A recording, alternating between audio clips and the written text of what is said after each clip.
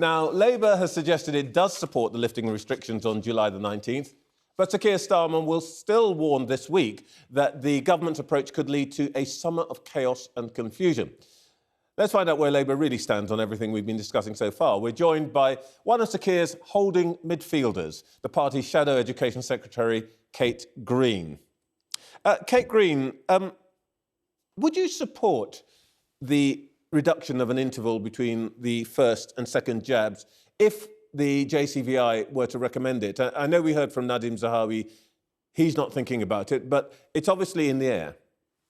Clearly, if there is advice from the JCVI that would be a safe and sensible measure, we've always said that it's right to act on the advice. And clearly, the vaccination programme has been a hugely important tool in our ability to combat the virus. But the priority, of course, now is also to make sure that people who have not been vaccinated at all get the vaccine. And it is concerning that the rate of vaccinations is slowing and that some groups have still not been able to come forward and be vaccinated. And so I think the priority has got to be to spread the vaccine programme to the maximum so that we keep everyone as safe as possible.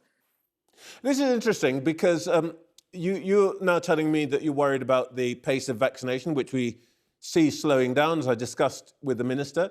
Sir Keir described the government's course as reckless, yet, as far as we understand it, Labour is supporting the government's decision to lift restrictions on July the 19th. Isn't that a bit like saying that the driver's gone a bit bonkers, but we are completely content to let him drive us into the ditch?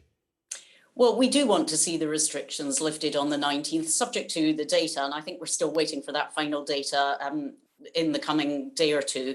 But what we don't want is to lift the restrictions without keeping mitigations in place that would enable that to happen more safely. So, for example, that's why we've said that the mandatory mask wearing should continue in public places. It's why we've said that there should be more support and requirement on public spaces to have proper ventilation systems. It's why we've said that the financial support for people on low incomes who have to isolate needs to be adequate so that they can afford to do that. So yes, we do want to see the restrictions lifted if the data confirm that that's the right thing to do, and I hope, and the indications seem to be that it will do. But we want that with the mitigations kept in place. OK, well, let's test this out a little bit and take a concrete example. You just raised the question of mask discipline. Now, what the government's going to do is allow people to go to nightclubs, abandon social distancing and the rule of 30, no requirement for nightclubs. Now, it may be that you and I won't be particularly vulnerable to that. I don't know, you know, how we might spend our Fridays and Saturday nights next month. But is it your idea that as long as we keep masks on, it doesn't matter how up close and personal we get in nightclubs? Well, first of all, Trevor, I'm not one of the world's great clubbers. I wish you'd asked me the old Trafford question since I'm sitting just I'm coming to that. Don't worry, we will get there. Good, excellent. But, you know, masks are not the only protection, and venues will be looking at putting in place a whole range of mitigations, and it's absolutely right that they should, and that they should be subject to the proper health and safety requirements that are placed on them. But, you know, masks, we've just heard from Sir Ian Diamond, people want to wear masks. Most people feel more comfortable and confident when others are wearing masks around them. And I think this, we'll leave it up to individuals, people can take personal responsibility. That's a recipe for confusion. I'm afraid it's probably a recipe for more confrontations. And I just think it would be much clearer and simpler for the government to keep mandatory mask wearing in public places in place after the 19th of July. But why don't you guys follow through then and say, look, you know what? The nightclubs, we're not ready for that. Why don't you just have the courage of your convictions and say that? I think it is very important that we get the balance between health and people's economic well-being, which after all is an important factor in good health, get that balance right. And of course, we know that the hospitality and entertainment sector has suffered terribly in this pandemic. I am concerned that we should respond very quickly to any new data we receive, and that all the protections that we can put in place are put in place. And going back to your first point, Trevor, it is really important, especially if the typical clubber is probably younger, that we make sure that that vaccination programme reaches everybody who should be receiving a vaccine, and particularly young people, so that we make everyone as safe as possible. OK, let me just try one last test of your position. And this is something you can't put on the government. The two mayors of the largest cities, or first and third largest cities, Sadiq Khan and Andy Burnham, have the tube and the tram under their control. Will they be requiring a mandatory mask on those forms of transport? It's in their hands. What is Labour going to say about that? I hope they will, and I believe, I think I'm right in saying that Andy has already indicated that here in Manchester, that's what he will do. I certainly think that having travelled regularly on both the tube and the tram all through the pandemic when I was allowed to, that wearing masks and seeing others wearing masks is a source of great reassurance, and people want to do it. OK, the Old Trafford question, Manchester United playing Leeds, 14th of August. Are you fine with 74,000 people turning up, most of them without masks?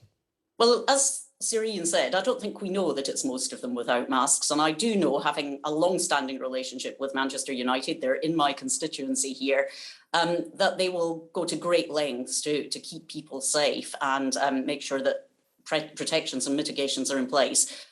You're going to be there, right? No, I'm not, sadly. This ticket you're offering, if it's still going spare, send it my way. But I would really encourage people who are going to that game to keep themselves and others around them safe, and please wear a mask and follow the instructions that stewards are giving you, because it's outdoors. There's less risk of infection spreading when you are outdoors, as we know. But I think every measure that we can take, we should take to defeat this terrible virus. OK. You've issued a statement today about the government's plan for legislation against hate speech in higher education. And what you said, or what the party has said in its release, is Labour say the law is trying to solve a problem that doesn't exist. Let me read you some names. J.K. Rowling, Julie Bindel, Amber Rudd, Selina Todd, Kevin Price. You know what they've all got in common. They have all been cancelled. In fact, one of them's lost their job over what they have said about the issue of women as a sex, as opposed to the view that's taken by some trans rights activists that there is no such thing, essentially. Now, are you really saying that there is nothing to see here? This problem doesn't exist? There are, and always have been, a very small number of instances. And I think those examples that you gave, in many cases, perhaps in all cases, I'm not familiar with every single one of those examples, Trevor, was I could have given you another dozen. Well, please, but Trevor, in the last year for which we have data, out of 10,000 events, only 6 were cancelled. 4 because they had the wrong paperwork. 1 went to another venue. 1 was a pyramid scheme. If you look across the piece, there are a very small number of events that are cancelled. I think there is obviously a concern about the atmosphere, the climate on campus, but that cuts both ways. And if we have, as I believe this legislation does, a law that allows people actually to come on campus as Holocaust deniers, to spread hate speech, anti-vaxxers, I don't think that's in the public interest. And I think that has a chilling effect. And I think we don't need this legislation. We already have... If I may say so, though, on campus in law, and I think that this actually gives succour to people who want to sow hate and division, and to their lawyers. They'll be running off to court regularly. And I don't think you make good law on the basis of a small number of cases. If I may say so, you say it's a small number of cases, but for every individual who is fired because of what they have said, it's 100%. So let me just ask you again, is the Labour view that nothing to see here? I'm not saying there are no cases at all. What I am saying is it's a very small number of incidents when you look at the number of events that have gone ahead quite satisfactorily on campus, and that we already have satisfactory legislation. We've had it going back to the 1986 Education Act. and then strengthened, I would say, by Labour's right. Human Rights Act. What we don't need is legislation that now allows Holocaust deniers, anti-vaxxers, people spreading hate speech to run off to the courts if a student union or a university says, Okay. you're All right. welcome. I don't want that, and I don't think... Okay, Kate Green, I know you know a lot about education, but I think you know quite a lot about football as well. What's the score tonight?